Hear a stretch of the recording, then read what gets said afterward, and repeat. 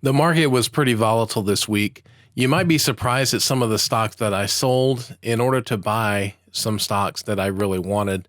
And I also entered into 5 new covered calls. So if you're interested in seeing all the changes in my portfolio this week, stay tuned.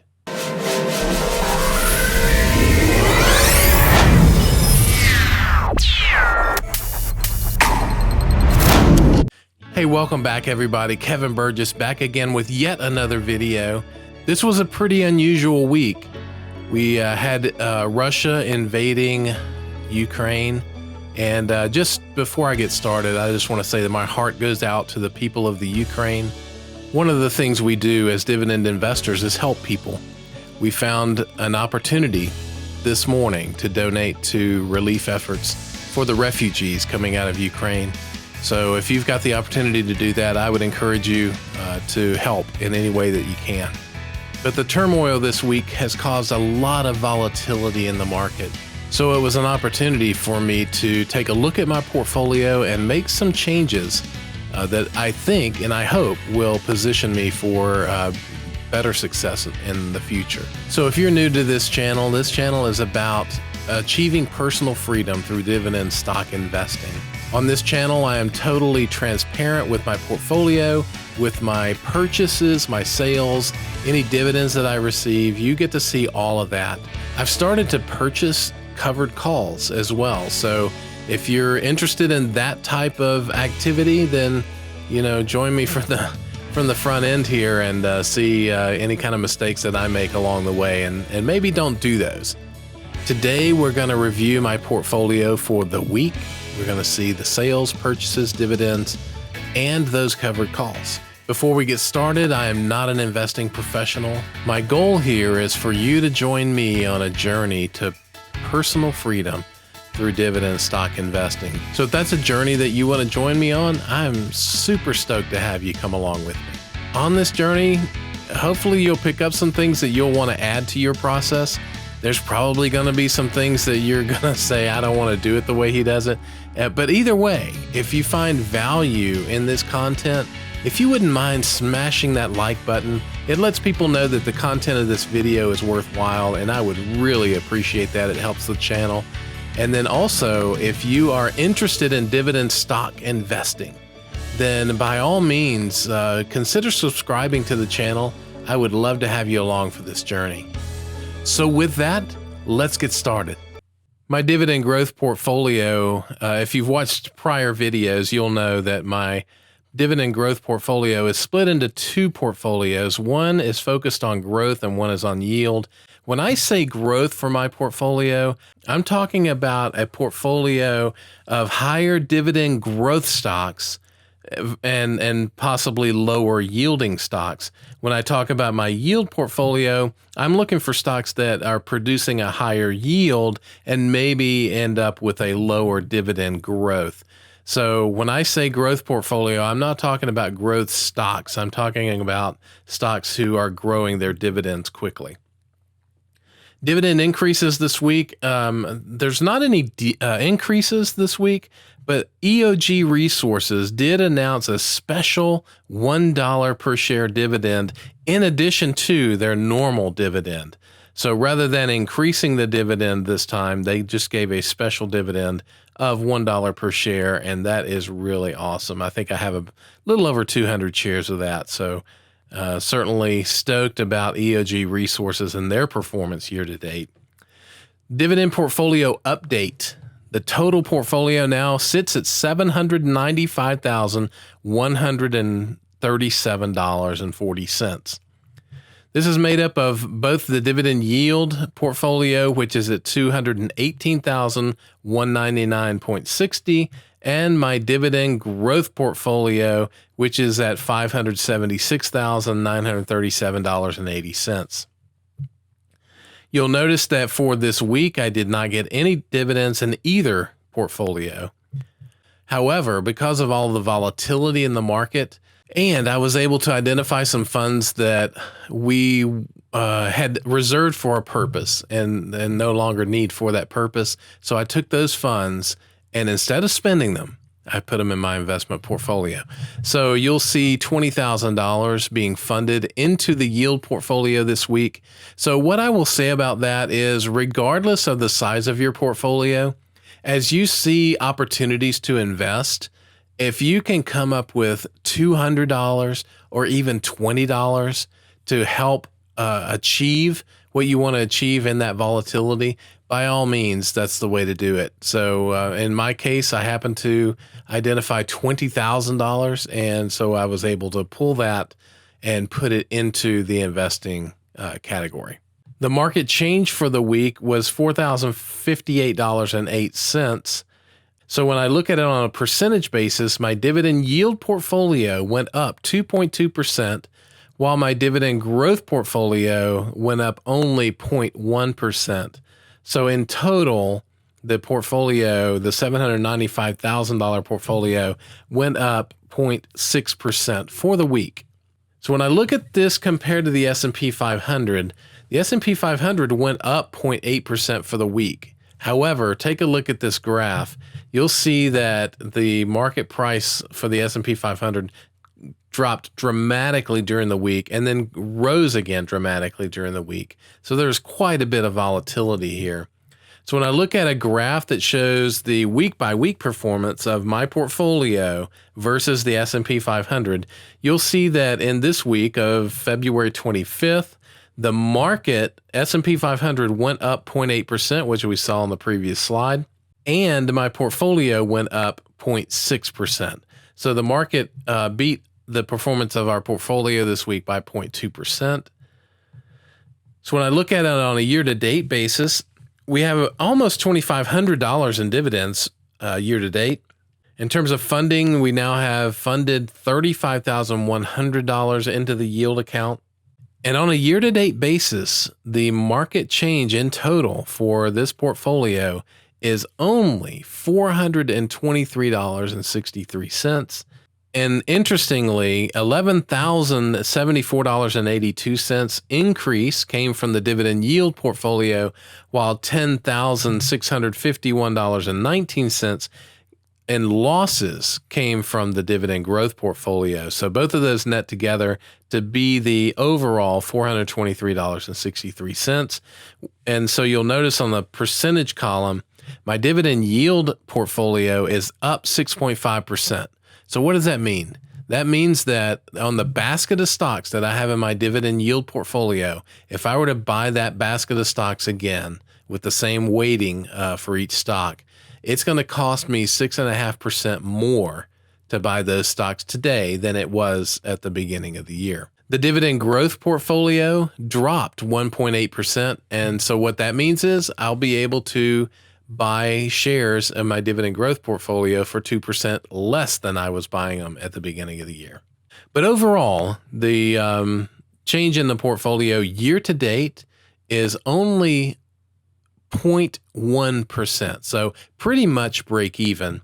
When I look at the S&P 500 compared to the dividend portfolio, you'll see that the blue line represents the dividend portfolio on a cumulative basis week by week. You'll see as cumulative, we are up 0.1%. You'll see cumulative for the S&P 500, which is the orange line, they are down 8%, meaning that the performance of our portfolio is 8.1% greater than that of the S&P. So pretty stoked about that. In the yield portfolio, you'll see that I purchased 3 stocks this week. I bought 50 shares of Prudential, 50 shares of IBM, and 25 shares of Kellogg. I'll talk just briefly about that. The Prudential and IBM shares are my attempt to try to bring those in line with some of the other stocks in the yield portfolio. My desire is to have a group of 6 to 8 stocks who are roughly of the same value. And so I'm adding some shares of IBM and Prudential. Had a great opportunity to do that this week, so I took advantage of that. The Kellogg shares, though, I had 75 shares of Kellogg, and I wanted to go to 100 shares. So I bought an additional 25 shares. So why do I want to go to 100 shares? I want to be able to, at some point, do covered calls on Kellogg. And so we'll talk a little bit about that here in a little bit. In terms of sales this week, I didn't sell any shares out of the yield portfolio, and the cash that I have left to invest in this portfolio is $8,005. When I look at the dividends received in February, you can see the ones that have been received up to this point, but there were none this week. The portfolio is providing $10,193 in annual income from dividends. And I believe that works out to almost $850 per month. So this account is also where I'm beginning these covered calls. So I've entered into these new covered call positions. I'll probably go more into detail maybe on another video because that would make this one too long. But I wanted to show you kind of where I'm heading with this. So if we go back a month or so to January, you'll see in this highlighted yellow transaction that I bought on January 20th, a Campbell Soup covered call. I ended up closing that on February the 10th for $10.03. So I made a gain of $89.29 on that. But at the bottom of this slide, you'll see that Campbell Soup is listed, and I show that the quarterly dividends are $37.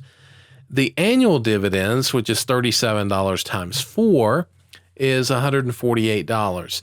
These shares, I have a cost basis of $4,147.61. So if you look at my dividend yield on cost, would be the 148 divided by 4147.61. It's 3.57%, which is okay. It's not like setting the world on fire, right? So by entering into this covered call in January, I got proceeds, net proceeds from that transaction of $89.29. So I'm basically using my shares to provide dividend income, and I'm also using my shares to provide covered call income. So I'm basically utilizing these shares in two different ways. So what I'm trying to do here on this slide is to show what the impact of that is. So I've taken the yield on cost from a dividend perspective, which is the 3.57%. I also then said, hey, I got $89.29 for this transaction. That divided by 4,147 is my option yield on cost. So I'm basically adding these two together because at the end of this year, if I do nothing else other than hold the shares, I will end up with $148 in dividends and $89 in closed options. So the total yield for this stock would be 5.72%. So hopefully that makes sense. So I've converted a stock that is yielding 3.57%. Now it is 5.7%. And as I do more and more transactions, it should grow. I'm also thinking through how I might consider measuring this performance overall for the portfolio. So if you got any ideas on that, I'd love to hear them in the comments below. Looking to build a spreadsheet to do that. So let's move on then to the growth portfolio. You'll see that I bought 30 shares of Cummins, 50 shares of Texas Instruments, 19 shares of Air Products, and 60 shares of Johnson & Johnson. And then I also sold 501.961 shares of Kroger and 405.155 shares of Pinnacle West. So I wanted to walk through a little bit about the rationale for the sales because those might be a little bit surprising. So if we move on to the next slide, we'll see that Kroger has grown a lot here recently over the last couple of years. And it appears, at least from the forecasting data in Fast Graphs, that the future looks pretty flat. So I decided that I would exit this position and try to position myself, my portfolio, for more growth in the future. So Pinnacle West, I own Pinnacle West shares in both my yield portfolio as well as my growth portfolio. But I had bought some shares in the growth portfolio thinking that they were highly undervalued. And so this gave me the opportunity on a bit of a pullback. I did make a gain on these shares. But when I look at the future, at least for the next few years for Pinnacle West, it looks like it's going to be flat to decreasing from a forecasting perspective. So not as interested in holding those growth shares for the long term. However, let me say this, my yield portfolio I have 360 shares, I believe, of Pinnacle West in my yield portfolio. I will hold those shares, and I do plan to buy more of Pinnacle West in my yield portfolio. These shares that I sold of Pinnacle West out of my growth portfolio were really about catching an upside here from what I felt was a highly undervalued situation. So what did I buy? I bought Cummins. The future looks bright for Cummins, so I bought some additional shares of that. When you look at Johnson & Johnson, they look to be in a good spot, and they as always, as they have done for the last probably 100 years, they look to be on a continuous growth trajectory. Then Texas Instruments also looks to be on a growth trajectory to me. So I bought those. Then Air Products, you could argue that Air Products is still a bit expensive, and you might be right, but I do like the stock, and so I have been buying it, even though it's a little on the expensive side, because I do see some tremendous growth for Air Products moving forward. So lastly, you'll see that the growth portfolio, there's no dividends received this week. And you'll see that in the month of March, which is coming up next week, wow, March is already on us, we should get dividends of around $2,200 just from the growth account. And when I add in the dividends from the yield account, we should get around $1,200. So overall, we're going to get about $3,400 worth of dividends next month. So looking forward to that. And as always, I will go through those with you. So again, if you have any suggestions on how to track performance of covered calls along with dividends to look at an overall yield for a portfolio, shoot them my way in the comments below. I'd love to hear those. I am going to be building a spreadsheet to do that. And I'm just looking to get some ideas on what's the most effective and efficient way to do that. So with that being said, I'll see you on the next video.